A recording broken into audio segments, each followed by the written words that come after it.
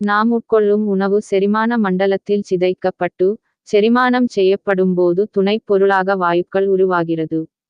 பயிறு வகைகள் சாப்பிடுவது வாயுத் தொந்தரவை ஏற்படுத்திவிடும். பயிறு, பருப்பு வகைகளில் சிக்கலான ராஃபினோஸ் கார்போஹைட்ரேட் உள்ளது. இது செரிமானம் ஆக கடினமானதாக இருக்கிறது. சிறு குடலிலிருந்து பெருங்குடலுக்குச் செல்லும் நேரத்தில் வயிற்றில் உள்ள பாக்டீரியா அதை சிதைத்து ஹைட்ரஜன், கார்பன் டை ஆக்சைடு ஆக பிரிக்கிறது.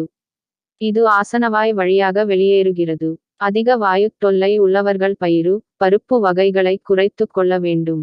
பால் பொருட்கள் கூட வாயுத் தொந்தரவை ஏற்படுத்தும். பாலில் லாக்டோஸ் என்ற சர்க்கரை உள்ளது. இது செரிமானம் ஆகும்போது வாயு உருவாகிறது. லாக்டோஸ் ஒவ்வாமை உள்ளவர்களுக்கு இந்த பாதிப்பு அதிகமாக இருக்கும். முழு தானியங்களில் நார்ச்சத்து, ராஃபினோஸ், ஸ்டார்ச் உள்ளிட்டவை உள்ளன.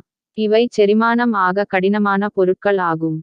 இவை எல்லாம் பெருங்குடலில் பாக்டீரியாவால் சிதைக்கப்படுகின்றன.